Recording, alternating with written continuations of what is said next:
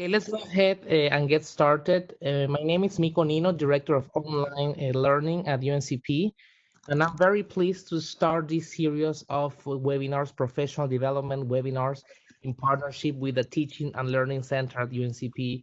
We find that moving courses from face-to-face to online is not only about the technology, but that assistance is needed to make sure that you connect with your students and that you keep the rigor and quality in your courses. So with that purpose, we have created a series of webinars. They're going to be offered every Tuesday at this very same time, 1 p.m. So please consider joining us. And today we could not think of a better speaker to get us started. He's a colleague of all of us. He is a faculty member at UNCP, and he's, of course, the director of the Teaching and Learning Center. A great colleague of mine, I'm unsure of yours. It's a pleasure to introduce you to Dr. Scott Hicks, who's going to be talking today about engagement and feedback in online courses. We're going to be recording this session, and if you have any questions, please feel free to type them on the chat box, and Scott is going to be taking them along the way as well. Scott, welcome, and I give it to you. Thank you, Miko. Can everyone hear me? If you have any problems hearing me, just let me know. Perfect. So if you go to the gold screen, Miko, we'll start there. Thank you for having us today, and I want to say thank you to you and Terry, Jean, and Val, your whole team. You've done an incredible job for us, helping us transition to remote teaching, and all of us I know are grateful for all you've done and continue to do. I know this has not been easy. No one signed up for this, but you and your team have made this easy. So thank you for helping us out. I'm glad to be here today, and I want to go through sort of 4 quick goals and objectives before I have just a few short slides and then open the floor for discussion. So our first objective for today is to identify just-in-time strategies to enhance student engagement and enrich instructor feedback in your online classes. We want to share successes that you might adopt or adapt for your own classes. We want to resolve through collaboration today any problems or challenges that you might be experiencing. And by the end of this webinar, we want you to feel better about your students' engagement in your classes and your ability to provide the feedback that they need. So thanks again for joining us. So one of the first things I want to talk about are some just-in-time strategies to enhance student engagement. I'm drawing a lot of this webinar from Flower Darby and Jim Lang's book called Small Teaching Online, and it's based on learning sciences and making some small but significant changes to how we do things. So in this context of this immediate and quick transition to remote teaching, I want to think about things that we can do that are easy to implement and pay off. So the most important thing I want to say is that we need to show up for class just as we've been doing for our face-to-face students and to be timely. The way that we can show up for class as we might do in person,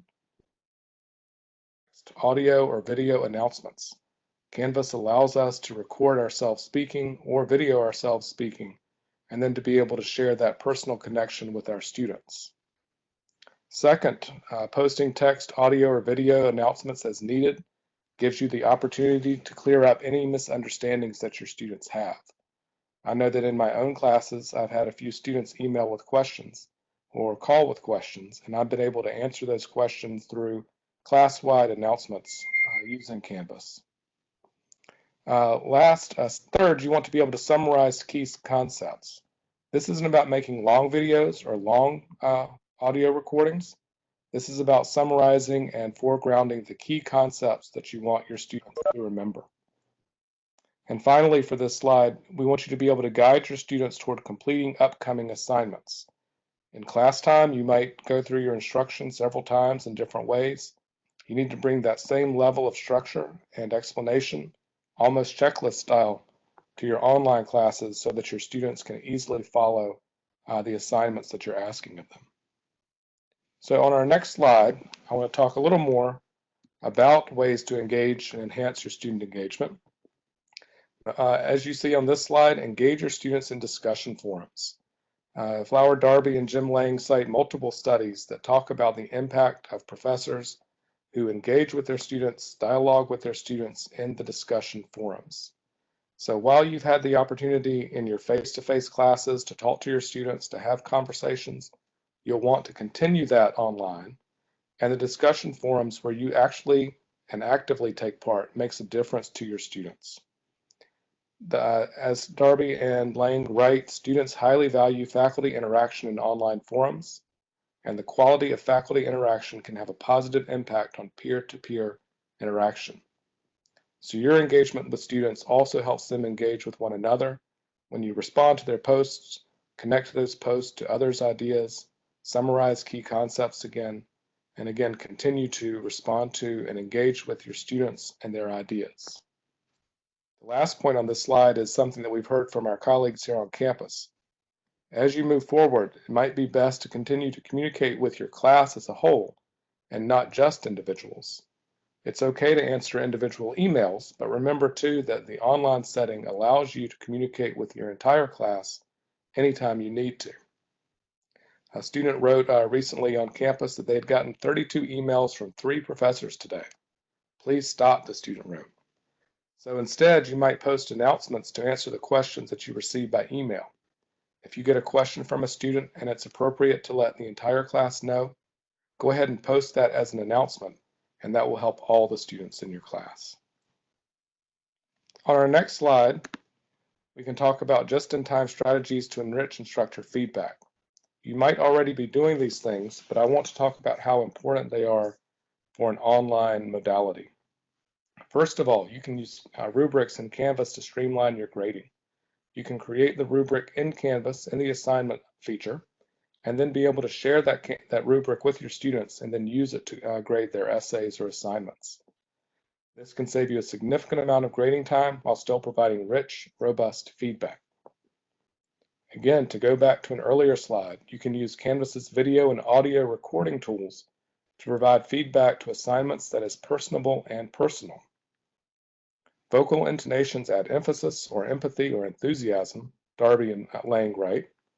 Facial expressions convey encouragement, concern, and optimism. Body language communicates interest, attention, and support.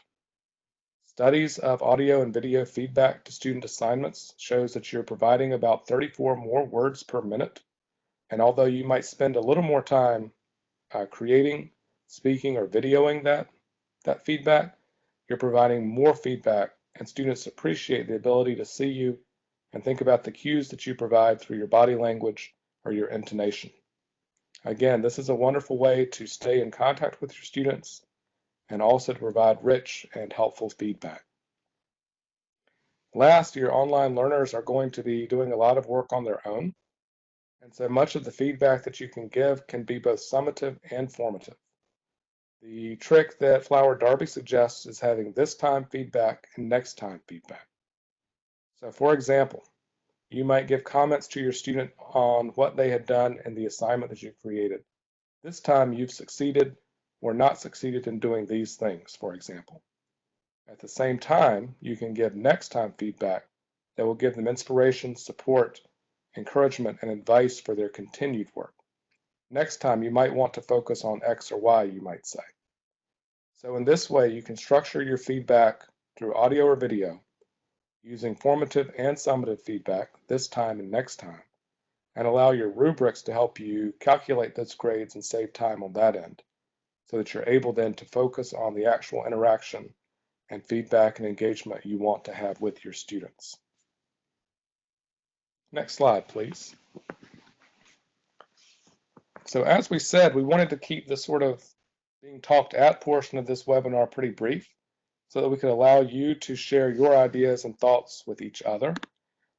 We'd love to hear any successes that you're having so that we can then adopt those or adapt those for our own classes. And if you're having any problems, we'd like to be able to talk with one another here to work through any problems or challenges that you might be experiencing. I'm going to turn the floor back over to Miko as our moderator, and we can take questions vocally or through the chat box. I want to highlight something that Karen just posted. Thank you for posting this. In my Canvas course, I have an Ask the Instructor tab under the Discussions page. Students post questions and I check and provide answers every 24 hours. A couple things stand out to me here. First, having that Ask the Instructor tab allows you to take emails without them having to come to your email inbox in a way. that you can answer those questions that students have that they've already shared with the class. Sometimes students will solve those questions for one another. And I like the sort of regularity of answering. They shouldn't expect an answer immediately, but they know that within 24 hours, they're going to hear back from you. So I like that idea. Thanks for sharing that, Karen.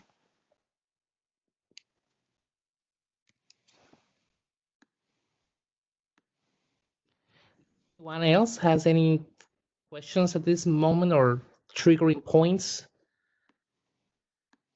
In the FAQ portion of your excuse me discussions, what do you think about allowing anonymous posts? This is Terry from Online Learning, by the way. Thank you, Terry. I'm good with anonymous posts. I think that makes good sense. It allows students to ask a question that they may not want to put their name to. They may be a question about an assignment that they're afraid that if they say they don't understand, it will hurt their grade. So I think especially on those FAQs page, I think anonymous is a wonderful way to go. I see that David has written too, he uses repeated mistakes as a teaching moment to send back via an announcement and overall guide to the issue. Flower Darby and Jim Lang talk about this when they talk about scouring your online learners, by which they mean look at what your online learners are doing. How much time are they spending in certain places? Are they having questions on some of the same things? These are the kind of things that you can resolve through an announcement or an FAQ section like Terry suggests that helps everyone else. So we have a question here from Diana Lee. How are people dealing with connectivity issues?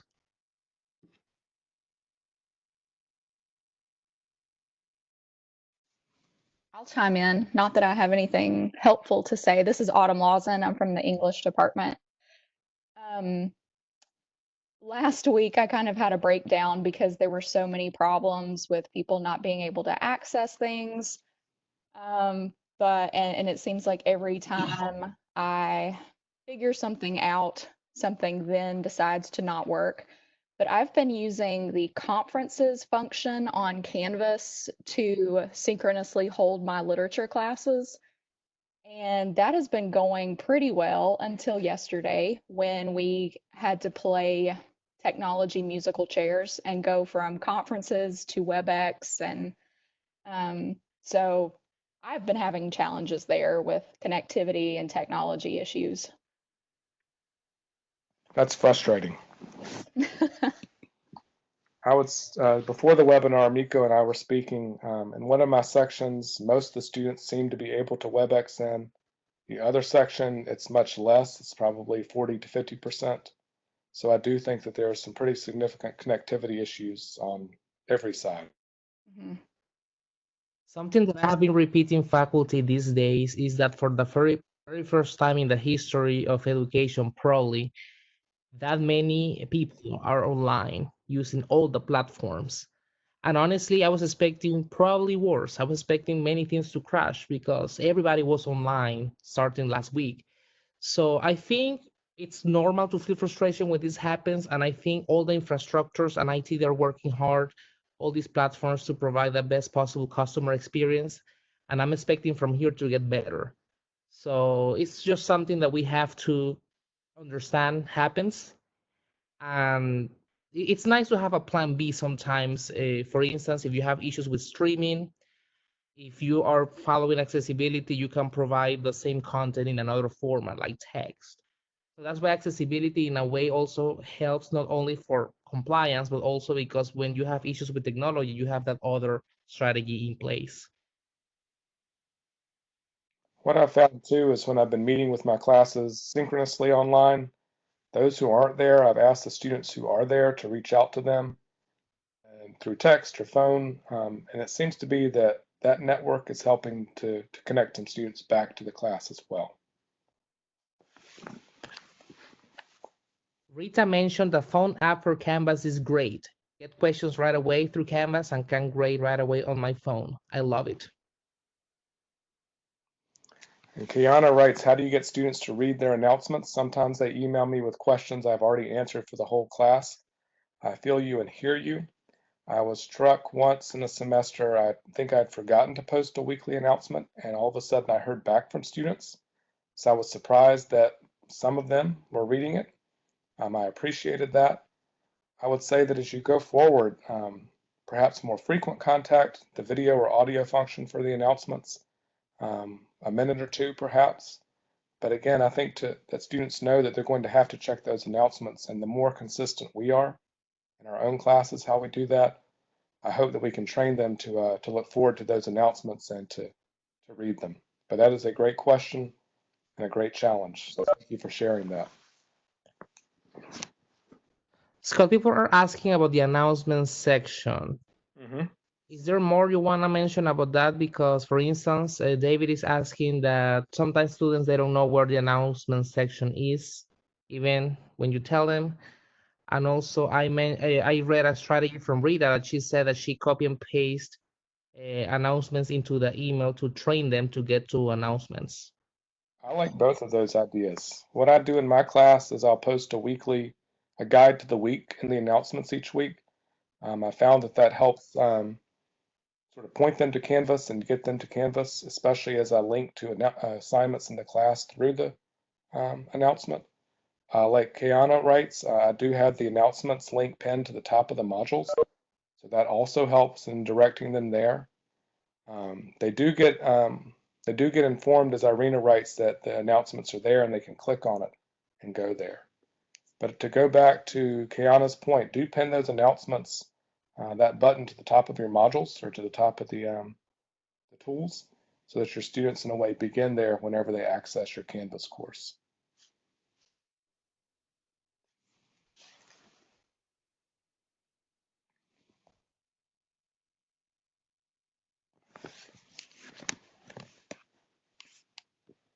Yes, you have to continue to remind them and teach them how to use Canvas. That's accurate. That's a good practice. What, can I chime in for a second with a question? So, all of you, Scott and Miko, and anybody who can answer, I'm finding that, not that I wasn't patient in my face-to-face classes, but going from face-to-face to online, students are literally lost, not just physically, but they are lost because some of them have just never experienced this type of thing. So I find myself writing calming and soothing emails back. And I even post on the announcements an email to the whole class about, we will all get through this. I just find that effective. I would second that. I think when it comes to engaging your students at this time, we need to engage the realities that they're experiencing, convey that we are sympathetic and empathetic. Remember too that they may not have access to good information about what's going on. I think it's important that we share any announcements regarding from the state DHHS, for example, or anything that might help them understand what's going on. As we think about where they might be getting their information and how that information might be making them feel, I do think it's important to share that empathy and to share good resources. Mm-hmm.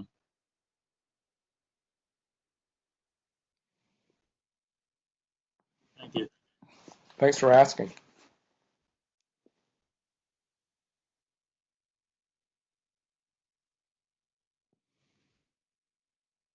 The other comment I might make, Scott and Miko and everybody, is that you have to realize as the instructor that you're not their only instructor. They have other classes that they're trying to juggle. All of them are now online. So I try to keep that in mind too. And you may have to look at your remaining assignments. And if you have 20 assignments, you need to cut those down to make it manageable, especially since they have a final bibliography due for me. One of the things that I've seen a lot on Twitter from other teaching and learning centers is, what assignment have you cut? It may take more time for students to help navigate an online environment. So it may be that they need that time that you might devote to an assignment, to cutting an assignment so that you can scaffold or help them through the assignments that you think are most important. That's exactly, Scott, where I was coming from in my statement. That's exactly what I identified. I said, what are the most critical, what are repetitive assignments? Because you can put an assignment out there that's repetitive of something you already did, not even realize it. Right, I agree. And in some ways, I think less is more. So if you're able to cut an assignment, but then are able to get better feedback throughout, they may be learning more than they would have by doing that extra assignment. Because their final project for me, instead of a final exam, their exam is a 20-source evaluative bibliography where they have to say how the source is relevant, recent, reliable, and do all those sources in APA format. So I don't want to give them too many assignments that takes away from their final project that they should be working on anyway. I agree. I had a couple students stay after our quote class, end quote, and one person, these two women were kind of having a panic moment because one said that she feels like she's doing homework 12 hours out of the day, and they both said that it seems like there are a lot of people who are piling on extra work, and they were, one has a child that she's also trying to teach, and I mean, I felt stressed out for them. Yeah, good point, Alan. In my WebEx with my composition class earlier this week, I asked them what progress they had made on their assignment and how they were doing that. Many of them talked about the number of hours they were putting in, and they were also talking about how they were scheduling their hours too. So I think part of this transition that's been difficult for both us and students is knowing how many hours it takes to do what it is we're asking. So just to amplify what Autumn said, I think we're all trying to figure out how connected we are and what we have to do.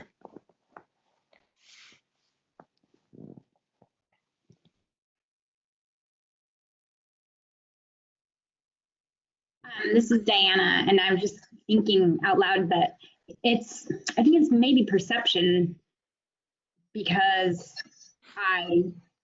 just thinking through, I've already cut out in my mind so much of what is left that I think is helpful and useful, but maybe the students are just perceiving even what's left in my class as overwhelmingly unuseful.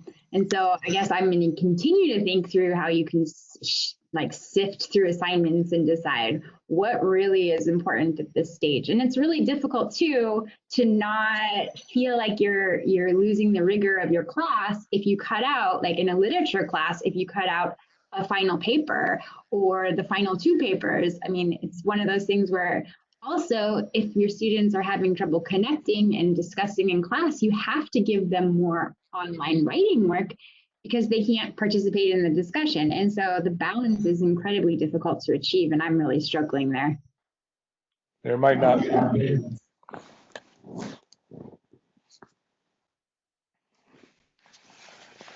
And to Diana's point, I think that the connectivity issues make it more difficult, add to stress. Writing as a way of making up for a WebEx that couldn't be made because the student has other commitments, that begins to become problematic. As I think about the rigor, I think it goes back to communication. The more that we're able to communicate clearly what's most important with our students in ways that convey that we're here, that we care, I think in many ways that's the most important thing that we can work toward.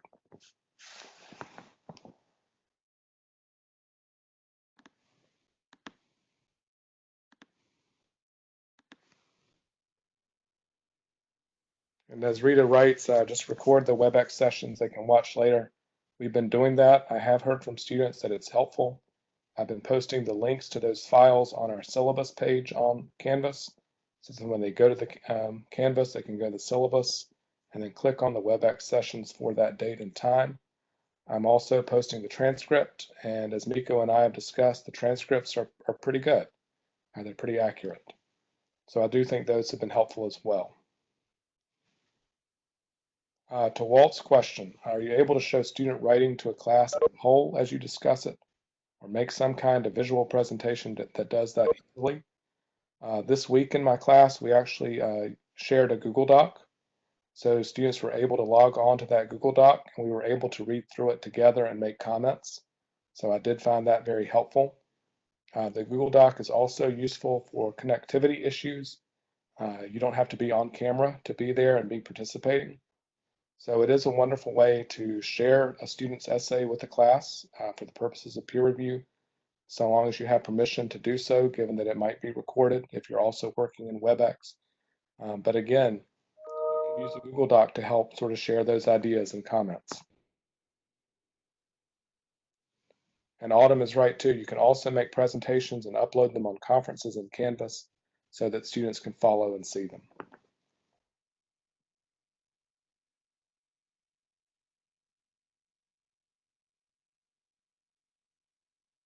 I think Canvas has a lot of built-in tools that we're learning how to use really well, really quickly. I think it'll be wonderful when we're back to normal and to be able to have all those extra tools there at our disposal.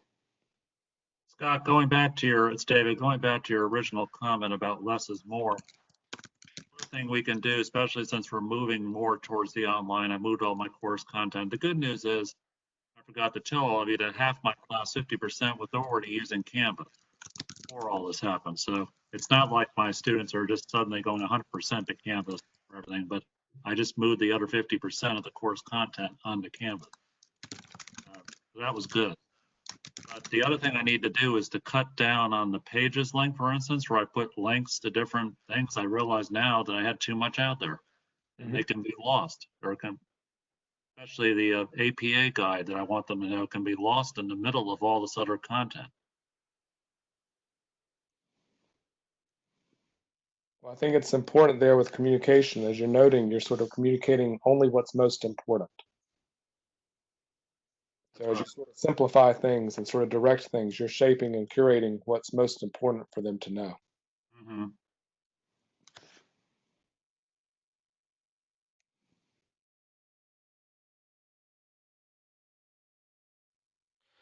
So Scott, one question that people ask all the time is, now that they have to rethink about the number of assessments so they can provide enough feedback, suggestion, given that we have just a couple of weeks left, and given that feedback has to be given on a constant, regular basis, what advice do you have for those faculty members?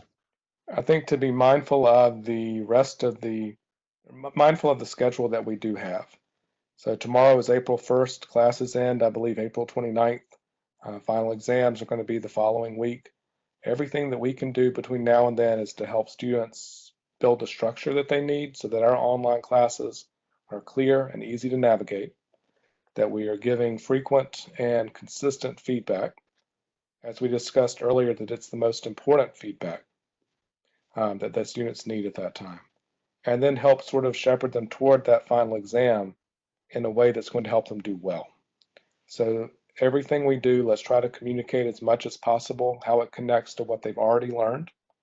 Let's remind them of the things that we've already done in class. Let's make clear why it is that we're doing what we're doing now. And let's make clear how what we're doing now will prepare them to do well on their final exam. So I think as we think about the fact that we have about 4 weeks left, that students are preparing for final exams, let's do as much as possible to communicate what's most important. Let's connect back to what it is we've already taught and they've learned. Let's keep them in the moment, support them as they're working through things, and then move forward as we get them ready for that final exam. And I do appreciate what Kay shared on the chat. I wasn't quite sure what to make of that notification about academic integrity and accreditation. I know that school systems and university systems are grappling with what will count, and that adjustments are being made in different arenas. So I'm not sure how to answer that question. Well, I have been part of some of the conversations, and basically at this point, it's making sure that the work it's given, that the students have the opportunity to complete the work that they will have completed in person, regardless of this change. So it's not more so concerned about how to make up for face-to-face time, but that the work gets done. And I say that because sometimes faculty members have decided to continue live in order to keep that presential time. But the main thing is to make sure that students are getting the information and that they spend the same amount of time each week that they would do otherwise. And that's not usually the way it goes, but given the circumstances, that's how things have been done now. And that reminds me too of backwards design. We know what our objectives are. I think by the end of the semester, if we can demonstrate through students' work that they have met those objectives, then I think we're doing exactly what it is that our accrediting agencies and federal government wants us to do. David had a question too about moving from face-to-face to online with an attendance policy. What I've done in my class is I've made it possible for students to have an alternate assignment if they're not able to take part in our weekly WebEx, so that we're able then to give them attendance credit, because I think it's important to give them credit for what they're able to do and to make sure that all students can complete that attendance credit who are able. I guess to chime in, if they're completing the assignments, you know they're attending. Correct. And your assignments should be part of the learning that they're doing. Yes, The assignments, they're learning through the assignments, and that should count toward attendance. that's right.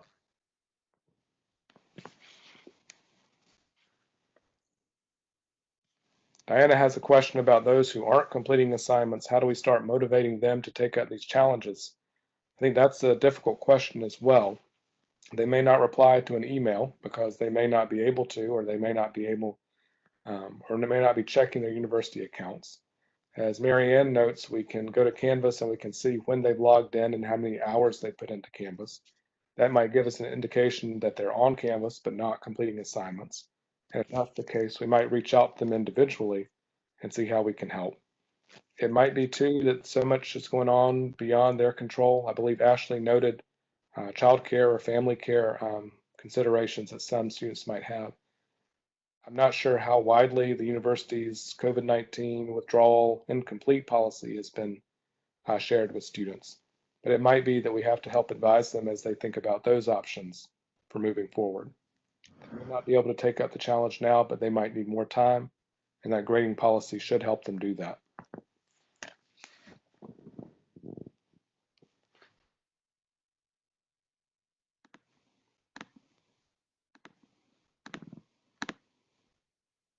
So Scott, in your opinion, what's the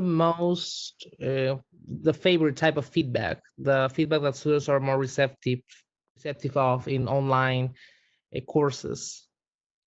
To my mind, I think the feedback that we give in discussion boards.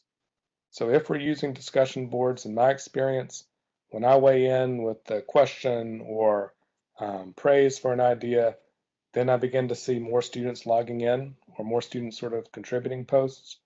So in my opinion, that sort of live and public conversation, I think that in a way is what most matters to them. I think that video or recording feedback is very helpful for us because we can easily explain in person what it is that we're thinking, and we can do it pretty briefly. We can upload a brief 1 or 2 minute video or recording that really helps students get back on track if there's been something that's confusing or if things have not been as clear to them as we thought they might be. But I do think they like seeing response from the faculty member in their discussion board forums. I think they enjoyed that.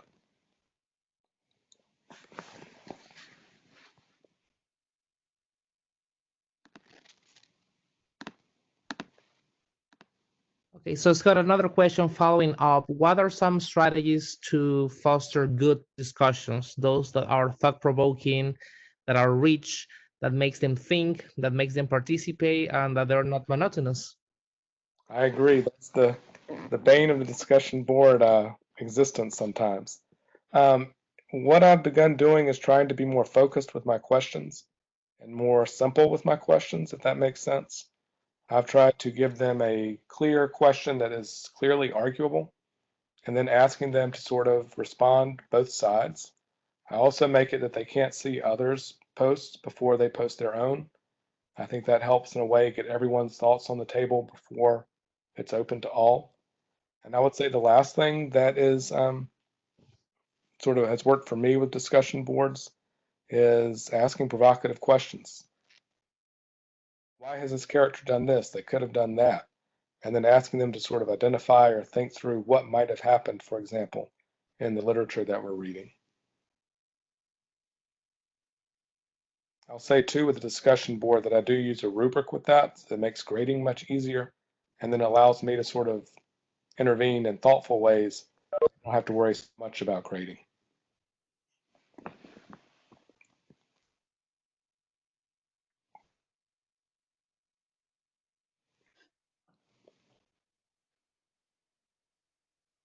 Rita mentioned I started giving them zeros. Then they get worried and usually contact me, and then I let them do the assignment and turn it in late and grade some of them. Good. Yeah, I Any like. other comments, questions? Sorry. No, go ahead.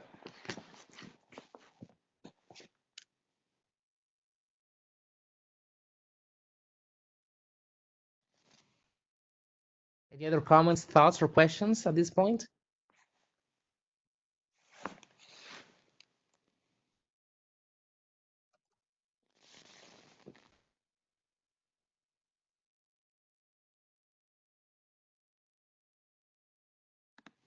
So Scott, is your feedback always written, or you use, as you mentioned, the idea of recording? What's your favorite strategy there? What do you use? I have used both. Sometimes if it's something that I can convey pretty quickly through text, I will type it out. If it's something that I want them to think about and I want them to see some of the nuances, I think video and audio is better. What I have been surprised by is that even when I've given the students the option of writing or recording their work, the vast majority have chosen to write. And I found that interesting. It sort of makes me think that they're doing their work at a place where they can't listen or be talking to their computer, but that I do think they appreciate being able to listen to me once in a while when they're able to sit down and do that. Scott and Miko and all, I might chime in for a second to say that I have a couple of students that needed special accommodations, without keeping confidential the name, of course. I just say that one of my students, if you know that he suffers from anxiety disorder, I've been reaching out to them, especially with email, knowing the situation. You understand what I'm saying? Mm-hmm. And I know that the Accessibility Resource Center is still open. They can still give help both to the student and to you. So do reach out to them. Mm-hmm.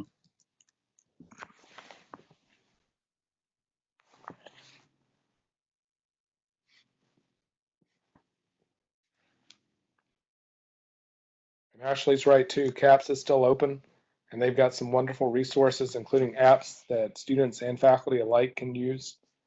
CAPS is a wonderful resource.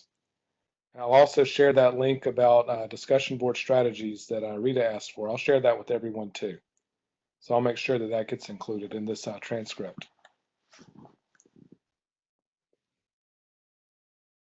And to Irene's question, I did try to have them videotape themselves in their assignments. It's very easy through Canvas to do so, but like I said, I think in a class of 25, for example, last summer, I had 2 students who did that for 2 of the assignments and then stopped afterward because no one else was doing it. It made me think that they were able to complete their work so long as it was written, but they could encounter the teaching or they could encounter the lectures or other aspects of the course at different times.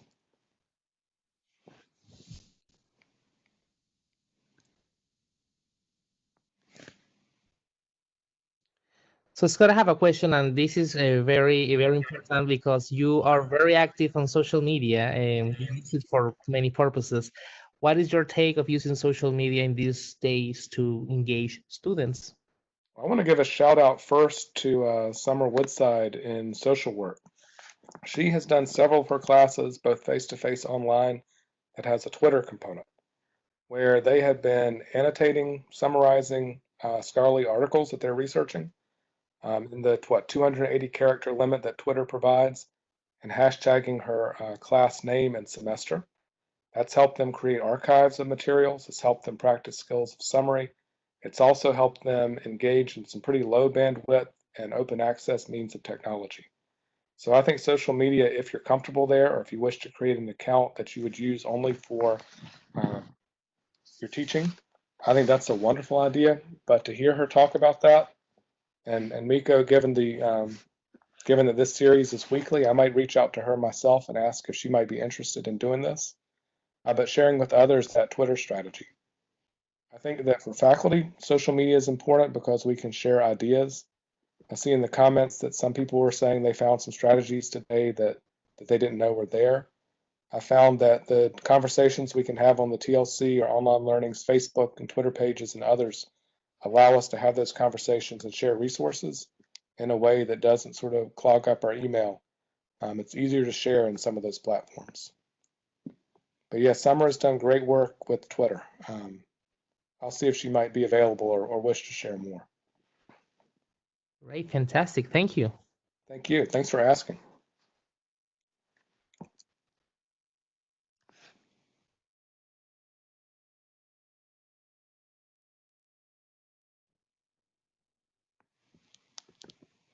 So opening the room for any other comments. Anyone else has any success stories that you would like to share, or a wow kind of moment now that you have experienced this transition in terms of student engagement? Any feedback from students?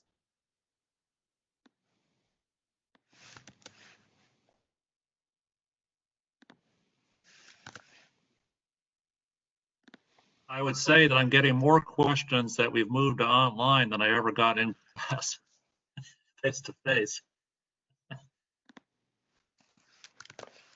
And I've seen questions of all sorts.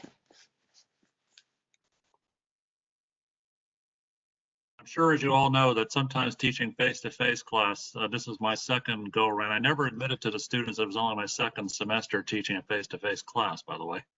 Sometimes you just leave certain things to yourself. But I'm finding for sure that I am getting a lot more questions on online than I did face-to-face. I felt like I was pulling teeth sometimes when I'd ask my two sections questions. Right. So Scott, what are your thoughts about peer review feedback? In terms of from student to student? Yeah. I have been really impressed with Google Docs' ability to do that.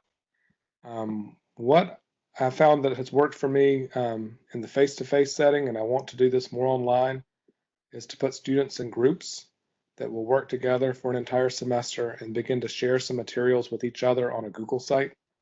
In my composition class last semester, I was able to peer review with them in the different documents that they were working on. So I found it to be a wonderful conversation where I could respond to their comments. I think it's a wonderful way for them to stay engaged. I would say too that part of the reason I think that my honors class has been involved in the WebEx synchronous time that we've set up is that they're working in groups and they like seeing their group members.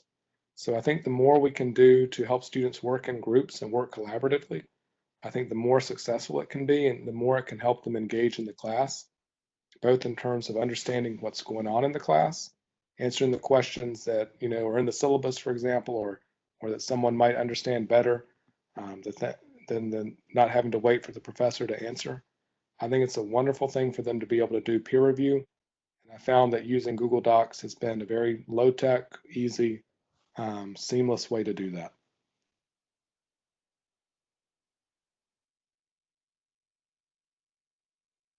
Thank you.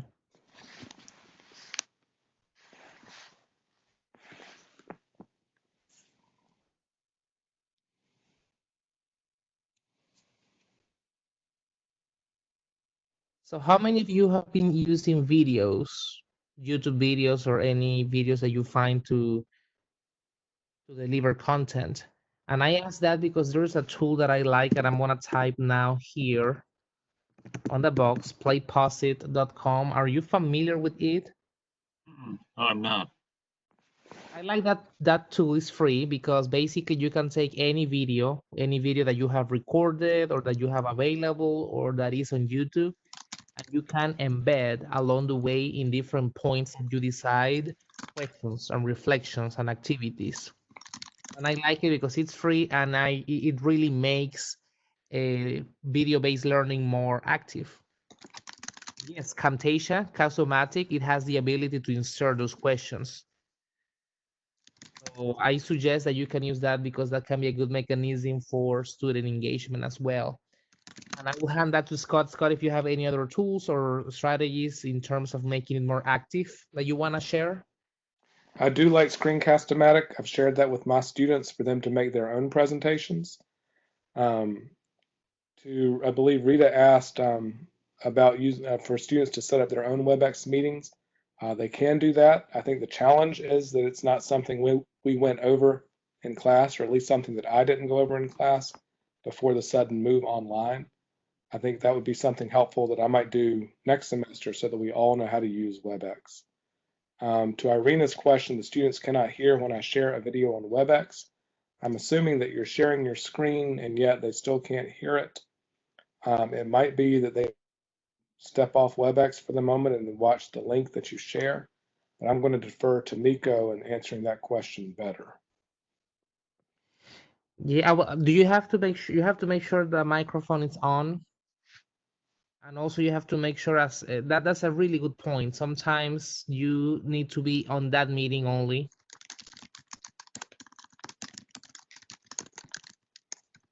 Other than that, you really have to check the output and input of your computer. It's more like a technical question because WebEx doesn't have that problem. But and we can talk more about that after this if you want to. But sounds to me like more of a technical problem, checking that you have the right audio output, input, and also the students on their end. They also have the right input, output. There's an option within WebEx. It's like a little checkbox, and it says optimize for video. And I notice when that box is checked, it does better with sharing videos from like YouTube um, within conferences. Just check that little box, and I'm not sure exactly where it's located. It's within the menu. Is that in WebEx? Yes, it's within WebEx. Yes, sir. Thanks. And to Autumn's point too, conferences lets you share YouTube videos. We all watched something the other day. There's so much in Canvas that we are beginning to see. I think it's going to be wonderful next year when we can use all those features and think about how to integrate them into our classes again.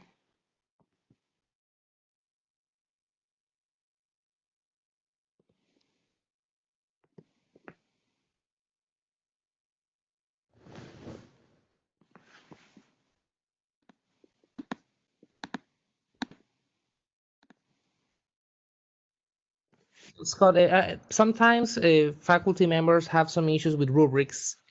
They want to create them, but they can be complicated, too much work. What are some strategies and tips to make good, simple, effective rubrics? I think, and in what instances do you use them the most? I would suggest that you take a look at the Vanderbilt Center for Teaching. They have an excellent resource on rubrics. I can share that link as well. The other thing I think it's important about rubrics is to think about grading for equity. And I believe this is the work of Josh Feldman, if I'm not mistaken. I can also find that citation. He's done research about grading and how it can advance or foster or sort of worsen equity. And I think it's important to think through how we grade and why. So in terms of using rubrics or developing a rubric, I think it's important. I think a wonderful resource is the Vanderbilt Center for Teaching for when you think about grading in general and how rubrics can help you grade for equity. I think the Josh Feldman book would be incredibly helpful. So what I'll do is I'll find some links to some videos or to some resources that would help in that area. Right, thank you.